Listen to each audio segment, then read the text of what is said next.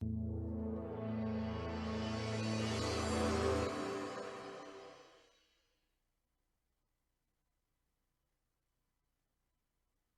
right, ladies and gentlemen, you know we always have quality guests on Cliff's Notes, but today's episode is going to be extra special. You're going to meet a man who's been from rock bottom, excuse me, I just got back from Canada and I can't even talk, rock bottom to the top of the mountain in San Diego, California. You're going to meet Robert Colello next, right here on Cliff's Notes. Real estate agents, are you struggling with the day-to-day grind, dialing for dollars, putting in hours of floor time with little to show for it? Are you looking for tips, tricks, and tactics to accelerate your career as an agent that will have you closing more homes, working with more clients, and earning more money than ever before? Hi, my name's Cliff Freeman, and I've spent the past 2 decades of my real estate career running one of the top brokerages in DFW and personally coaching over 1,000 high-performing real estate professionals across North America. I created this podcast to share the strategies and tactics you need to explode your real estate business. I guarantee it. All right, there's one for the blooper reels. No worries about that. But I'm just coming in hot from Canada, like I was saying, man. Vancouver, all of our friends up there were asking about you, C3. Yeah, I heard that was one heck of a trip. Oh, my gosh, yeah. Of course, Nadia Habib and just all of our great friends up there in that neck of the woods. You know, that's a very special place, I got to tell you. And then I had the opportunity to join Glenn Sanford and Debbie on their boat in Simi Amu. I didn't even know how to pronounce that until I got there. It sounded like a ice cream thing, you know, Simi Amu.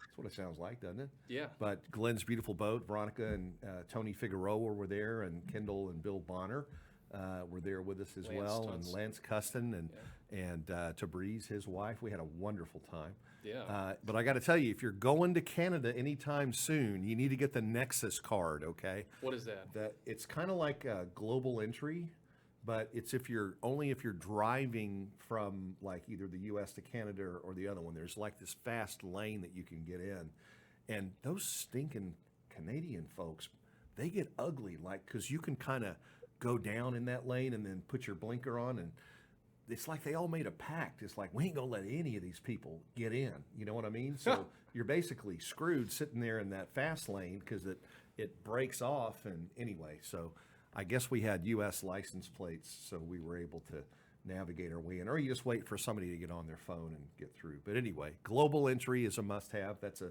Cliff's Notes tip of the day. Got to have that. TSA pre-check. Clear is another one. And then now Nexus, so you can get across the border faster.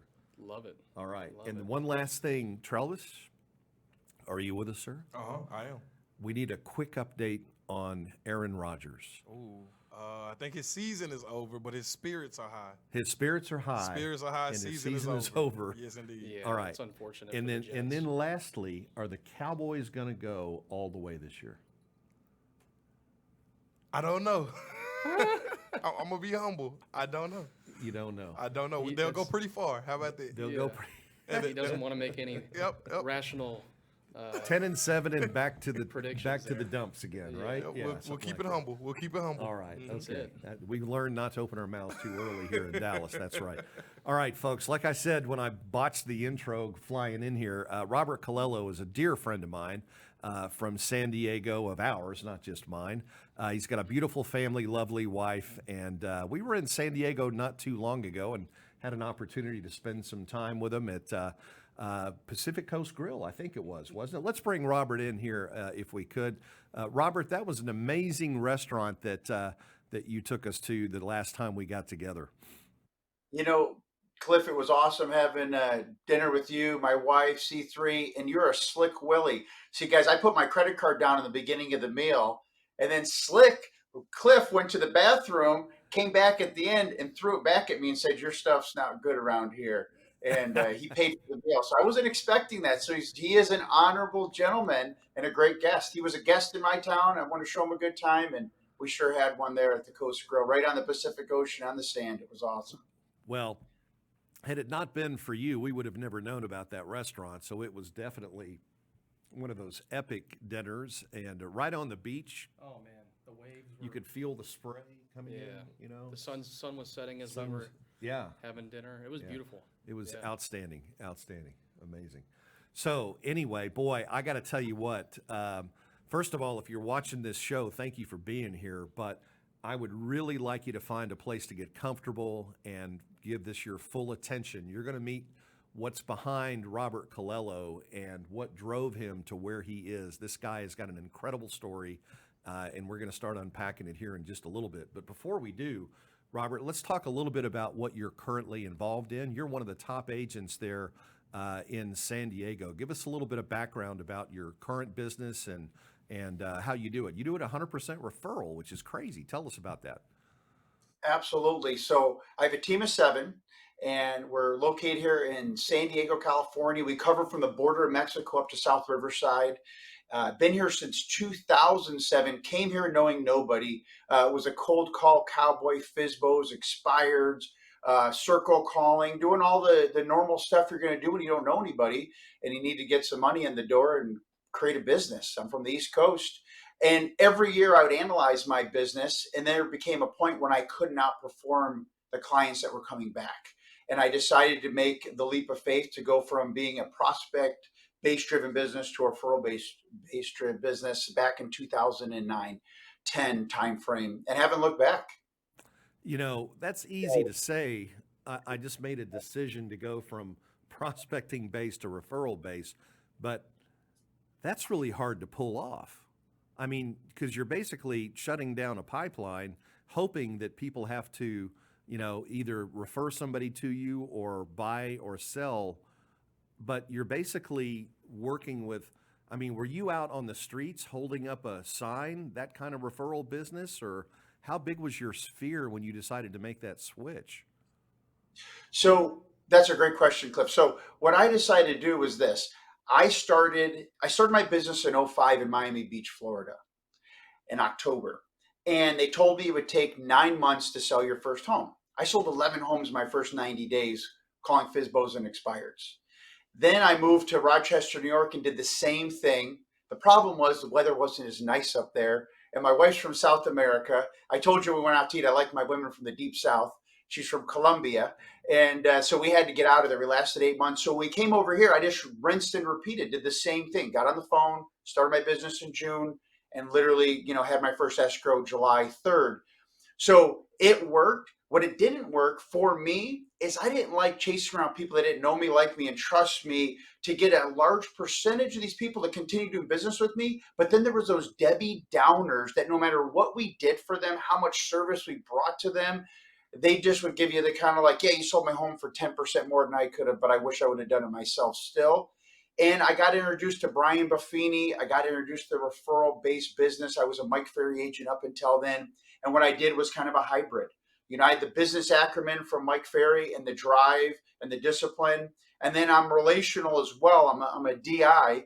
And so I could make friends with people and keep relationships. And I just made that segue. So my wife wanted to kill me. I'll be honest with you. My GCI that year went down $30,000. Like we were just getting out of the bucket there. Went from 100,000 to 75,000. She's like, or 73,000. What are you doing? Well, the next year went from 73 to 304,000 and hasn't gone down since.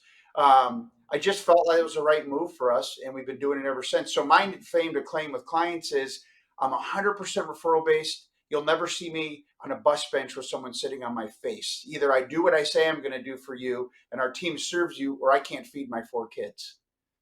I haven't quite heard it put like that before. That's a writer downer, though. I'll tell you, Yeah. don't buy the bus bench ads. Break check. Okay.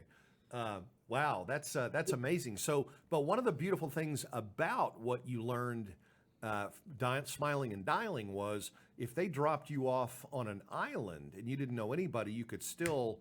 I mean, you sold 11 houses in your first 90 days.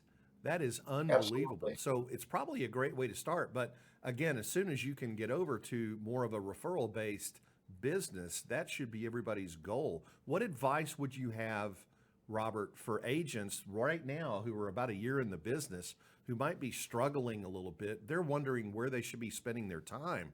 Do they need to be worried about building up referral business, or do they need to be out there hitting the streets, knocking on doors? What can you tell them? They need to be on the streets, hitting doors, hitting phones, creating relationships, getting into networks, and putting in the work. See, this is the deal. There's in my life, I'm about profit. I'm about what am I going to do that's going to yield the highest result, okay? And my time in ministry, my time with my family, and the time in business. What I saw, because I'm a student of what works and what doesn't work, I think marketing is a great thing. But I think we can all agree that we remember the guy on the billboard 10 years ago that's not there anymore.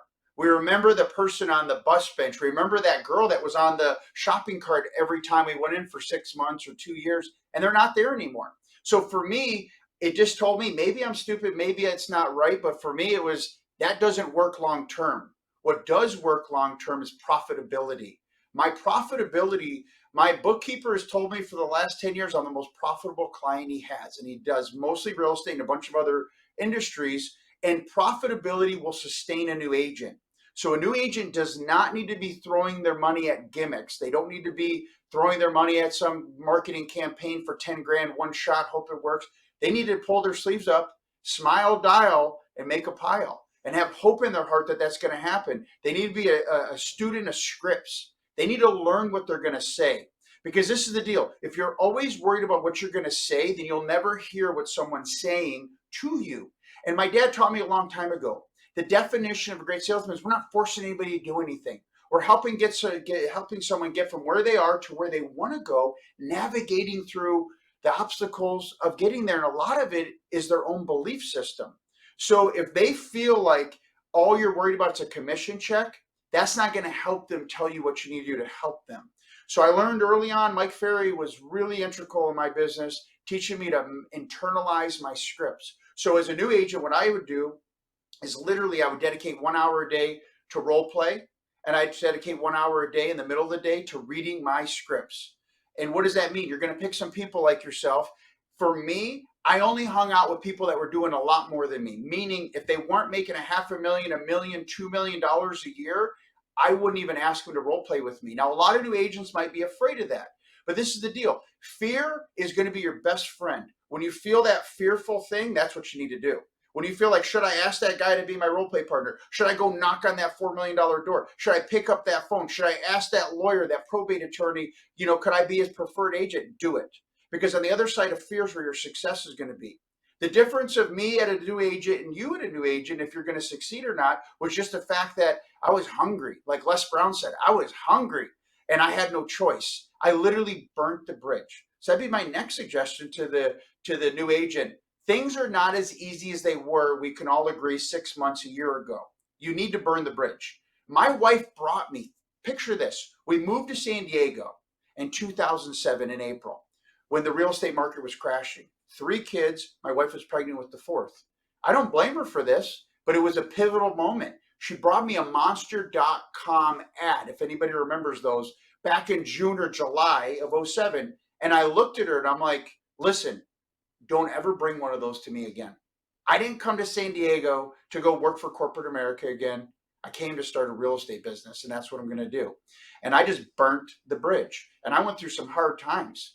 I went through bankruptcy. There was a lot of things that I paid for because the market was, this market's easy compared to that market I was in. So I don't want to scare you about the market's not what it was 6 months, a year ago, but just know this. If you're willing to put the work in, you're willing to call for set by owners, you're willing to use other people's listings in your area to call around, you have business all around you. You just have to get focused. You got to go strategic and you got to go execute.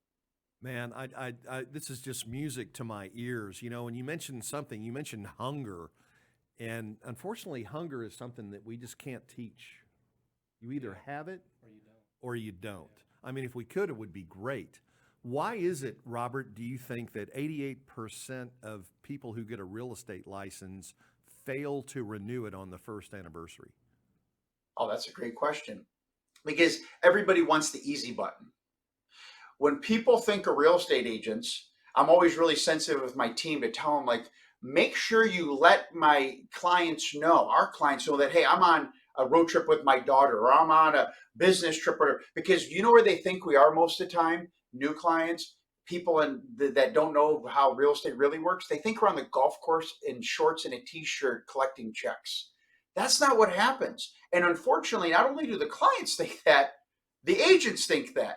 This business is the most amazing opportunity you're going to have in your life to create a future that you could only dream and imagine, with a barrier to entry that is so low, the cost that's almost non-existent. Like, look at it. I make more money than most surgeons.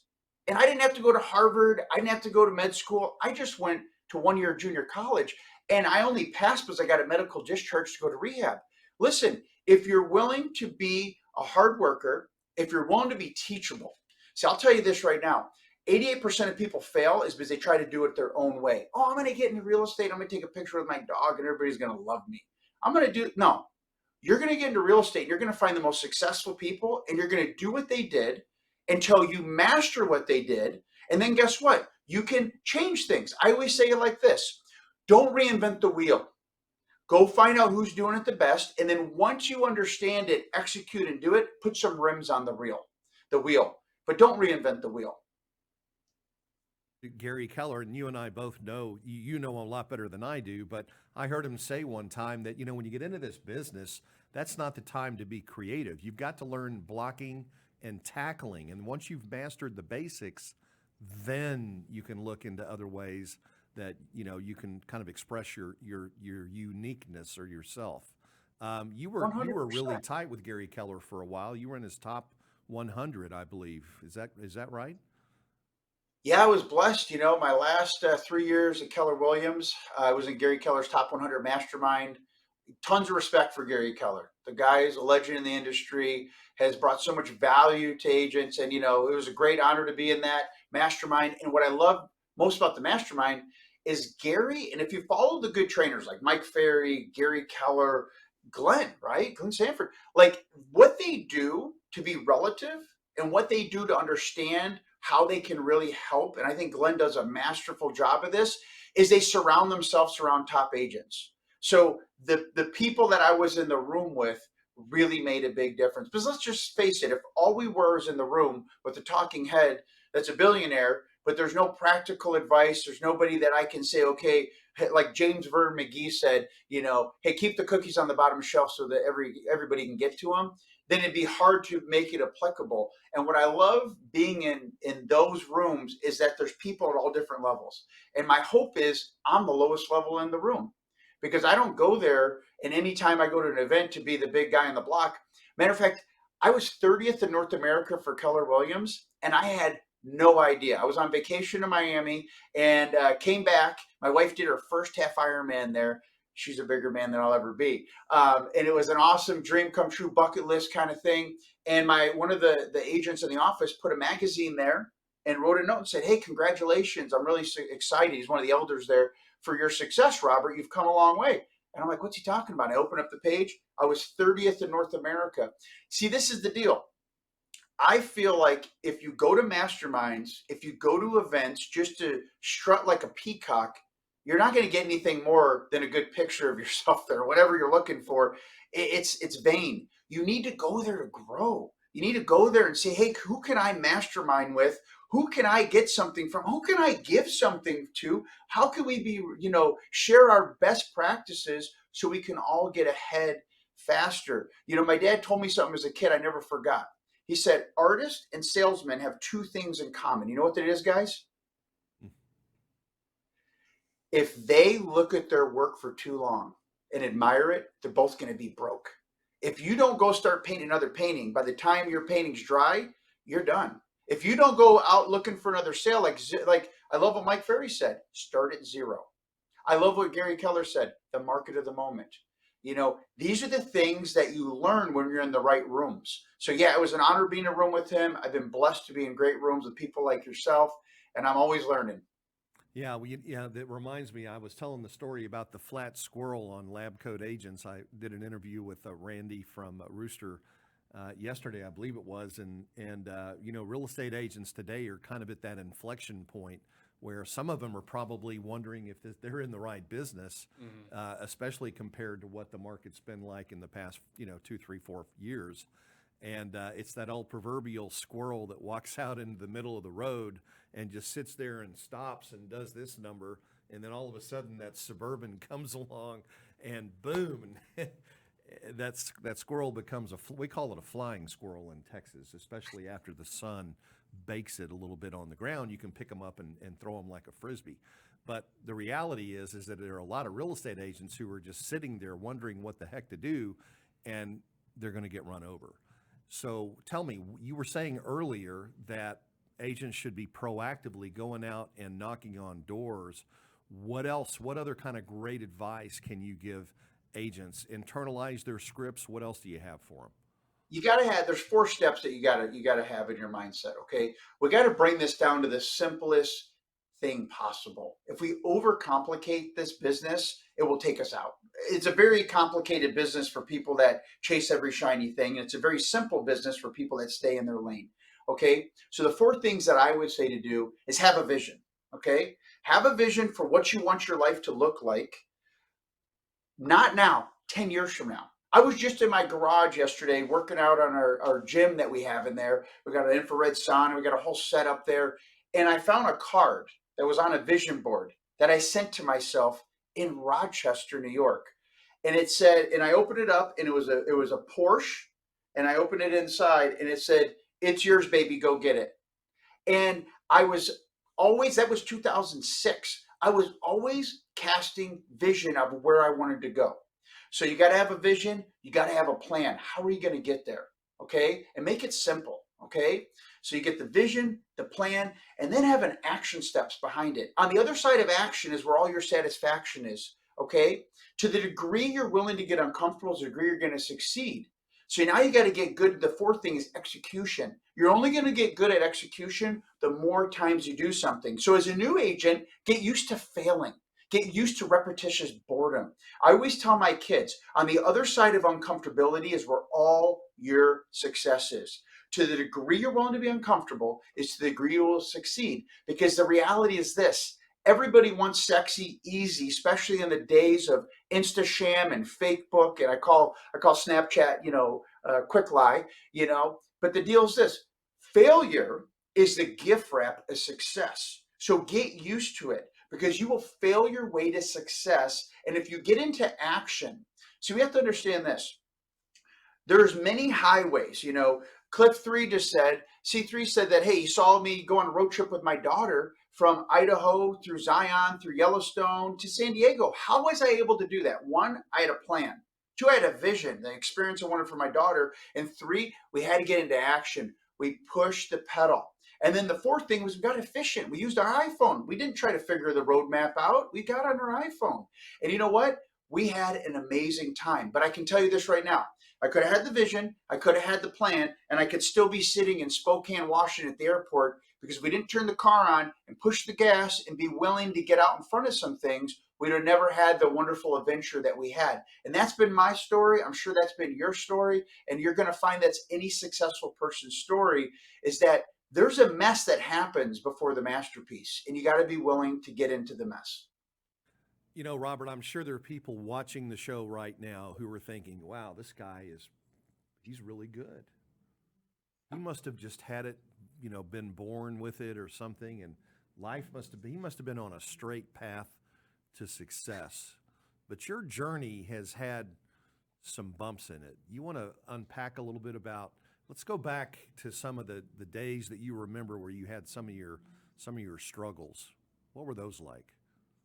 I always say my life comes down to 3 Ds: divorce, dyslexia, and drug addiction.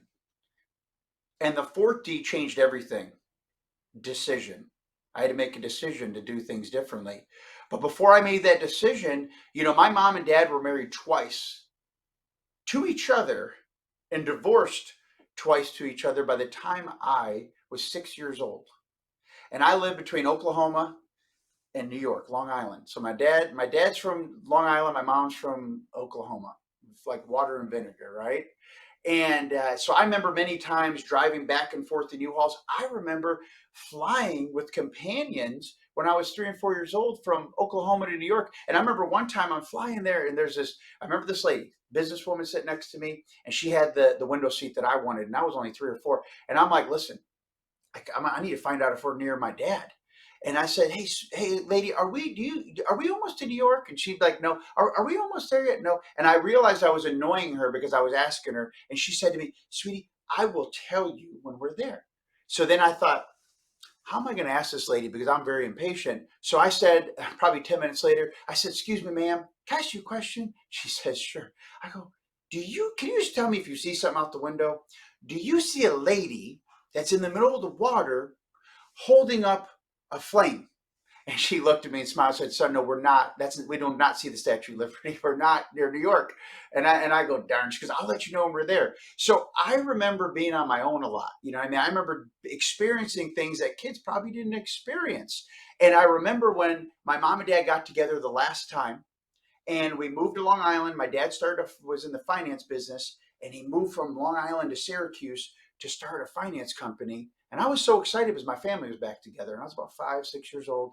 And I moved to Syracuse, and a couple things happened. One, I was in a new environment, and two, they labeled me dyslexia. They labeled me with a learning disability, which I call them differences, okay? And it was hard. I'm riding the short bus to school. I'm getting picked on, beat up, and then my dad and mom get divorced. So now fast forward, I'm in middle school, and I find, drugs. I find alcohol, and I liked it. And I got into drug addiction. And it started when I remember blacking out the first time when I was a 7th grade. I was 12 years old, 13 years old, at my babysitter's house for New Year's Eve. My mom went out with her friends, and they thought it'd be cute to give me a little bit of strawberry daiquiri. And I found out where the rum was, and I thought it would be cute to put it, half a cup of rum and half a cup of Pepsi. And it wasn't so cute when I woke up and their green Omni turned to be mob, as I blacked out and threw up over it. And that was kind of the beginning of me dabbling in drugs. And through high school, I was pretty much high all through high school. And things came to an end right between my junior and my senior year. It was pretty much easy button for me. Before then, I could work the system.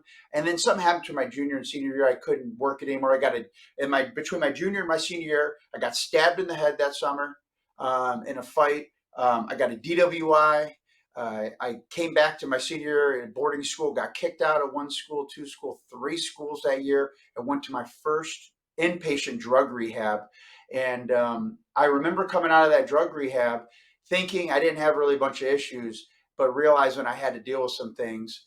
And I went to my freshman year in college, and I relapsed, and everything they said would happen happened.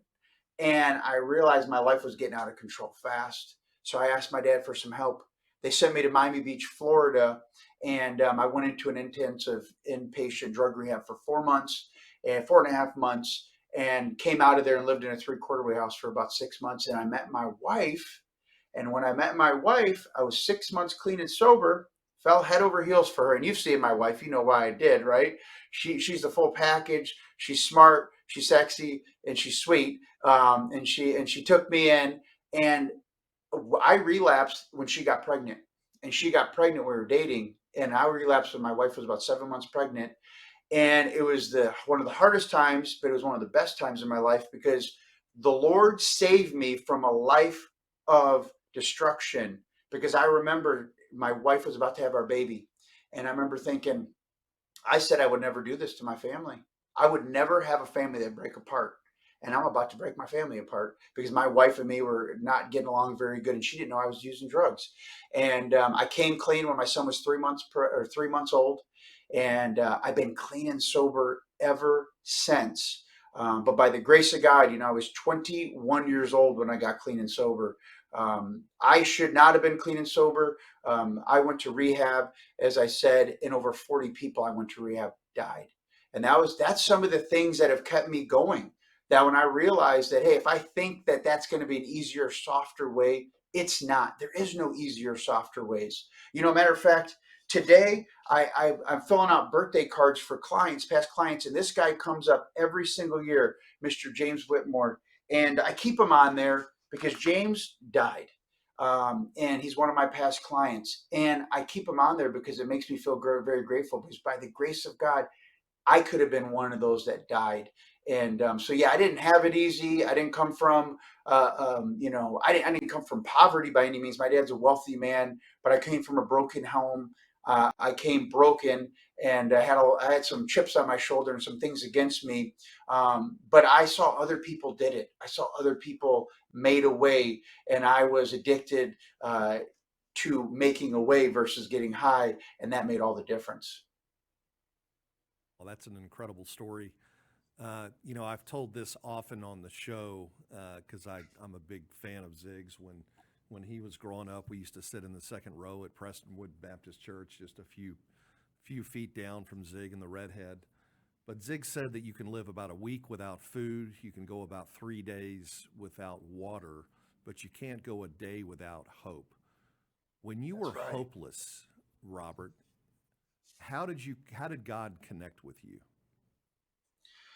That's a great question, Cliff. So going back to New York, when I went to my first rehab, came out of it, they brought me to AA. And in AA, they said, when it hurts bad enough, you'll hit your knees. Now, I'm a recovering Catholic. I hit my knees all the way up, right? We go to church on Sundays. It was kneel, sit, kneel, sit. And I'm like, I am not hitting my knees. Well, when I relapsed in college, I realized my life was starting to shrink in on me. It literally felt like I was suffocating. I was lying, manipulating. I saw my life was not going anywhere fast. And my dad owned a large finance company. He told me at that point, you will never work for me. Now, that was my contingency plan.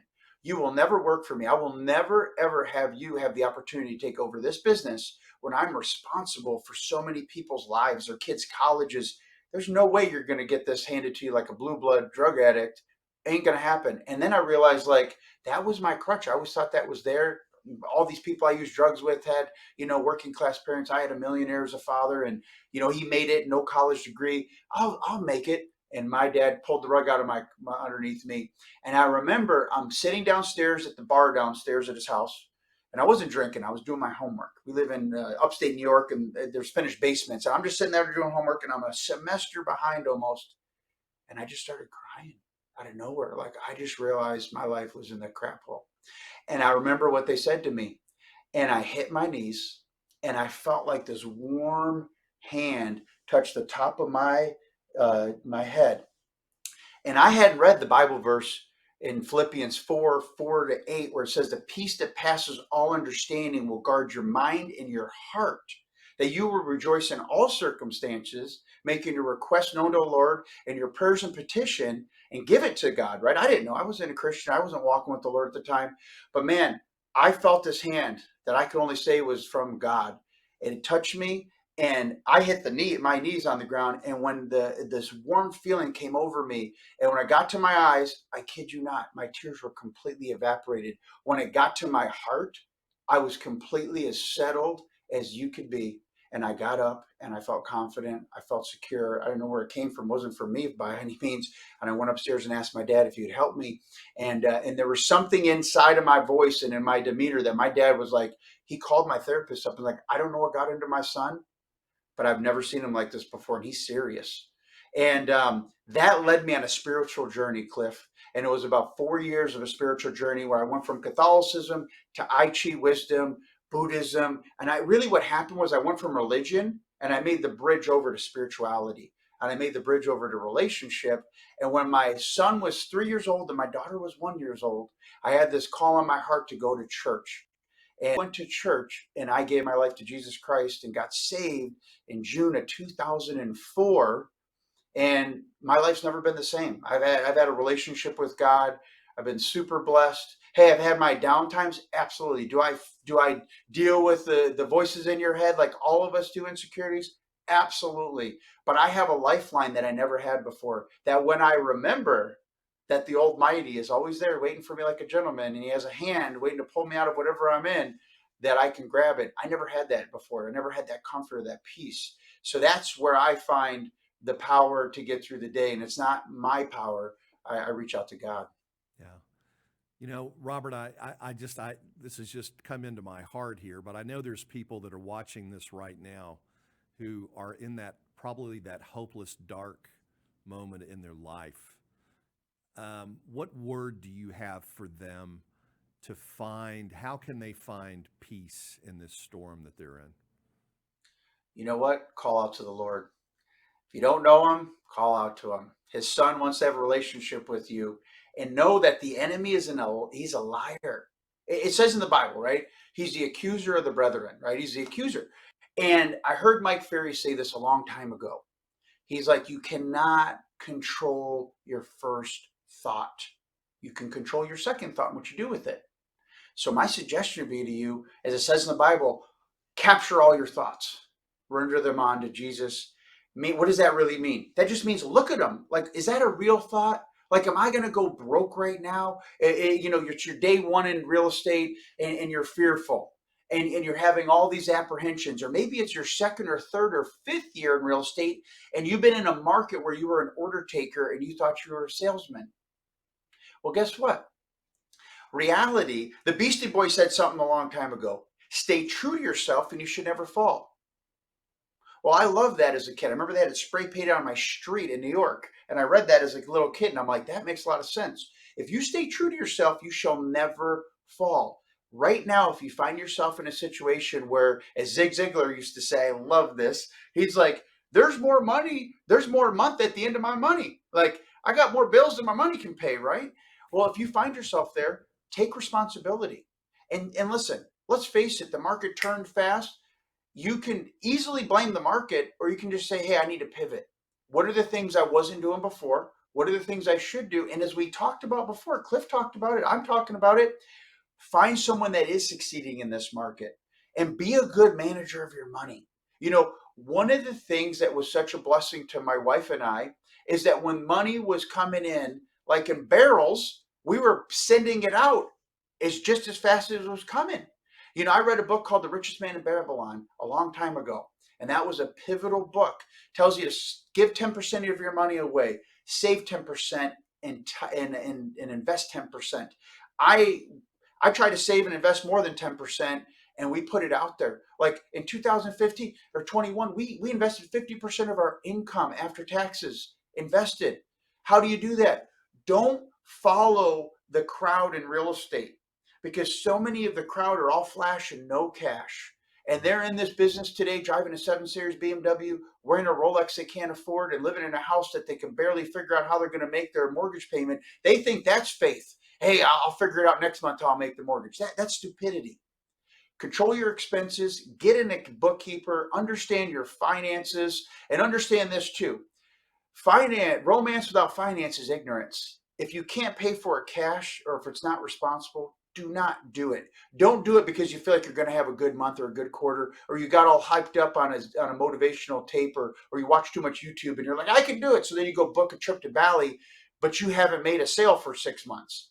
Like, listen, you'll find yourself in a bad situation if you do that every single time. But if you learn from the past, like I had to learn, listen, I went to bankruptcy in 2008. And I could have been a complete victim. I didn't buy a big screen TV. I didn't buy no Hummer. I literally fed my family. Up until that point, my FICO score was in the high 7s in my early 20s. I owned multiple pieces of real estate before I turned 23. So I could have said, worries me, the market, the economy. Well, I used that setback for a major comeback. And before I bought my first house in San Diego, I made sure we had reserves in the business. We had reserves in our personal life. I make sure, my wife would tell you, I'm very conservative with what we have, because I know that, hey, we're in a cyclical business. And I would share this with you. This is the greatest opportunity of your career to catapult yourself into crazy success. And you might be saying to yourself, this guy's crazy. The sales are down. We're losing 10,000 agents a month, and our sales are restricted 18%. No, I'm not crazy. I'm going to tell you why. When a hurricane comes in, there's a thing called the eye of the storm. The eye of the storm, when it comes over your town or your house, you're going to feel like, hey, it's safe to go outside. It's one of the most dangerous times to leave your home. Now, most people, when the business feels calm and everything, they just sit there in the middle and retract. When business is retracting, they retract. You need to push into your fear, push into uncomfortability, and push into the storm that we're in right now. Because guess what's going to happen when all these agents, 10,000 a month, are going out like clockwork? Guess what's going to happen? When the market expands again, and it will expand, we retract and expand. This is just look at the cyclicality of this market over the last 20 years. You're going to be pushed right into there. And guess what? In the middle, guess where they're going to be? In the middle. People that have been pushing in and doing the work and picking the phone up and doing what they need to do, the repetitious boredom we talked about, they're going to be taken away. That's why my business went up 400% from 2012 to 2013, because I pushed in. I had no choice. I had to feed my kids, and I had burnt the bridges. So that'd be my suggestion to you guys: burnt the bridges and push in. No, that's exactly right. You know, we talked about so many things here: delayed gratification. We talked about, a rising tide raises all ships. That's what's going to happen here when the market turns back the other way, and you're going to reach levels you've never reached. I totally preach that and believe it. It happened to me personally in 2008 through the Great Recession, and some of the best people in real estate that I know today started their career in 2007, 8, and 9. And because those people learned that this is not about order taking, this is about you being the one driving the bus, and you got to get out every day and not just go kill your paycheck, but you got to go out and be disciplined, persistent, and just be a force. And that's what I think, that we have a generation of kids that don't know about delayed gratification. And we've got a whole generation of realtors, because 2008, how many years ago was that? 15, 16, almost years ago? I don't know how many agents had their license back in. Some of us did, but probably 80% didn't have a license or haven't been through a cycle like this. So now's the time to hunker down and to really iron sharpens iron, internalize those scripts, be disciplined about what you do. Make a dollar accountable whenever you spend it on something. Don't be chasing squirrels and picking up shiny objects off the ground. Robert, you nailed it. There is more value in what Robert said today than we've had in a long, long time, Robert. Yeah. And success isn't always sexy, It's boring. It's really kind of just the repetition and the consistency over time that pays off. When you internalize something to where it becomes natural and you don't have to think about what you're going to say, it becomes easier, and then you can really, like Robert said, listen to what the customer or the consumer is looking to achieve. Yeah. And you can help them reach their goals a lot quicker. And Cliff, can I say something that would help? I feel raise your standards in this market. Don't lower them. Do not deal with people that are unqualified. Never go on an appointment that's not qualified. Pre-qualify everybody. Ask them the hard questions. Ask them if they're going to list with you when you come out. Are they interviewing other agents? Get them pre-qualified. You need to get all your documents into the lender. We need to run your credit. Do not get desperate because you feel like you're desperate. That's when you need to pull in and be more disciplined. See, we got a hit too, just like everybody else in the income. But guess what? We do the right things at the right time. I didn't sweat it at all. Our net worth has gone up in the last few months, not down, even though our income went down a little bit, because we were disciplined in putting our money to work. We were disciplined in the kind of clients we're working with.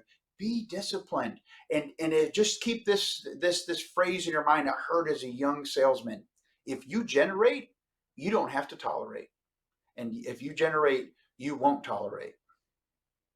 Also heard it said that poor people work for their money, and rich people make their money work for them. And that's a part of a mindset. Poor is a mindset. Broke is temporary, right? So maybe this mindset that we're in, if you've got a victim mindset, you're never going to get out of the hole. It's just not possible. Robert, let me ask you real quick, and I hate to say this, but we're just about out of time here.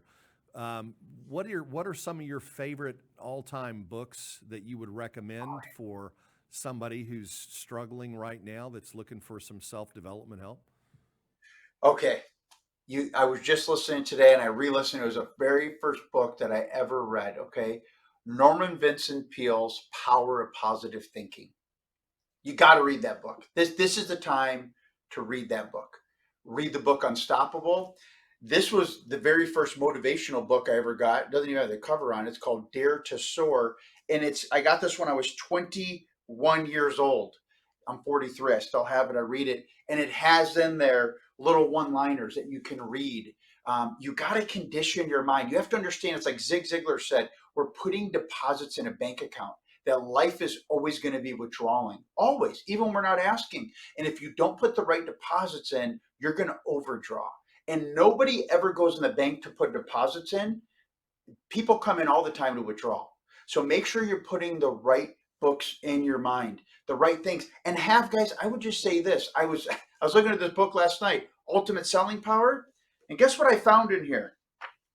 This is the plane ticket that I took from Rochester, New York to San Diego, California in 2007 when I was broke as a joke.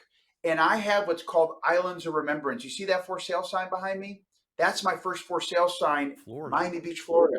You got to make sure that you are. My dad told me as a kid all the time, who motivates the motivator? The motivator. You need to be motivated, And if you do that, you just might end up in a book like I did, Your First Home, which I never could imagine. And I would say this is a really good book for parents, Finishing Strong.